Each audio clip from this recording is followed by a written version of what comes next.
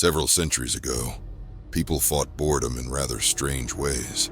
Kings and aristocrats caroused at balls, greedily watched nightly tournaments and witch burnings. In the 16th century, a new entertainment appeared in England, the so-called sideshow, or freak show, where artists with physical disabilities performed. We will tell you how it was. Historical notes say that freak shows became incredibly popular during the reign of Elizabeth II. And here's what's surprising. The Virgin Queen wore the mask of a pious, devout lady all her life, but she was not averse to laughing at the unfortunate poor people with whom nature played a cruel joke. If earlier people with physical disabilities were perceived as a bad omen from the devil himself, then in the 1550s, they rather aroused curiosity. Moreover, they could be put in a cage, pelted with stones, and used as court jesters. Local entrepreneurs were fired up with a new idea: to travel around the world and collect such freaks, then to show them to monarchs and even peasants for little money. The first stars were Siamese twins, namely a man named Lazarus Colorado, whose brother grew upside down right out of his torso. In the early 1640s, the duet performed for King Charles III, causing interest, cold sweat, and goosebumps. Lazarus could not speak. He only made inarticulate sounds, similar to mooing and coughing. From England, the celebrity went straight to Louis XIV, who was indescribably delighted with the joined gentlemen and gave them the rank of musketeer. Once the brothers were almost executed for fits of aggression and unintentional murder, but were released and lived until 1667. By the way, Lazarus got married and even had 2 completely healthy children. 2 centuries later, the freak show experienced a rebirth thanks to the greatest showman, Phineas Taylor Barnum. The former editor of the yellow newspaper, the Herald of Freedom, served time for libel and false news, and then focused on collecting freaks. How did it all start? At the celebration of his 25th birthday, during a conversation with his bosom friend, Coley Bertram, Phineas learned that a certain Mr. R. Lindsay made money by showing the public a 150-year-old African-American slave named Joyce Heth. Inspired, Bertram bought the old woman, toured with her throughout the states, and after her death, staged a public bloody autopsy. When the main source of income went to the other world, Phineas bought Scudder's American Museum with all its exhibits, renamed it, and hired the midget Charles Stratton as a caretaker, who entertained the guests. And then the long-awaited success thundered. Phineas began an agonizing search for freaks all over the world, organized Barnum's traveling circus, and in 1845 went to England at the invitation of Queen Victoria. The London public was in anticipation, despite the fact that they had seen enough of strange creatures and people back in the early 19th century. For example, in 1822, everyone from young to old stared at a silent mermaid that Japanese sailors sold to an Englishman. The creature did not at all resemble a charming mermaid.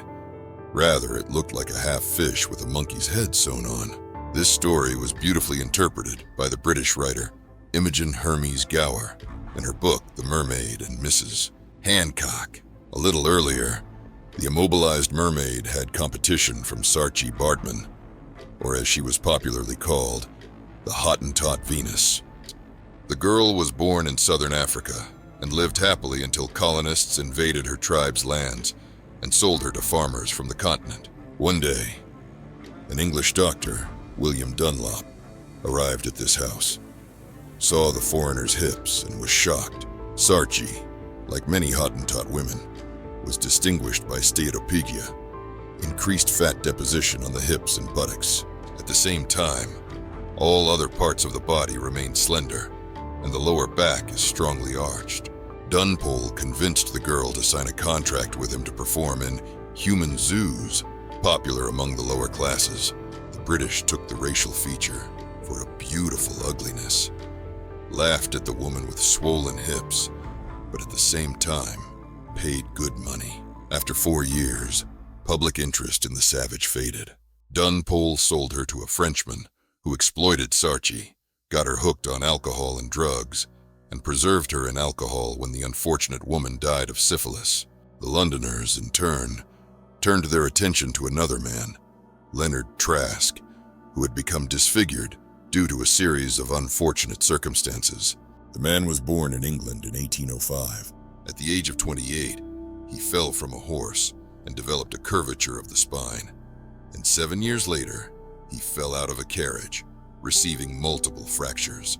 Doctors could not help Trask, so in the following years, the spine continued to curve, and eventually, Leonard's nose was buried in his chest. He lost his sight and earned a living by demonstrating his strange feature in public until his death. And so, on March 20th, 1845, Barnum's Circus came to London, cultivating a new form of leisure among the British. The first to appear on the stage were the Siamese twins, Chang and Eng Bunker. The boys were born in 1811 to a poor Chinese fisherman. The fame of the freaks reached King Rama II, who included them in the council of the delegation and took them on foreign trips to entertain guests. Later, they signed a contract with the British businessman and entrepreneur Robert Hunter, toured Europe, fled to America, received citizenship, and joined the troupe of Barnum's Circus. By the time of the London tour, Chang and Eng had married sisters Sarah and Adelaide from the small town of Wilkesboro, had 22 children, and lived quite happily until World War I.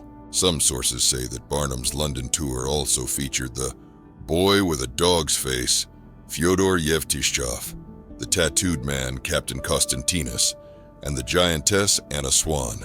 In fact, they joined the troupe much later. In June 1845, Barnum's Circus returned to America, but the British had a new celebrity, Joseph Merrick, nicknamed the Elephant Man. The story of this gentleman is quite sad.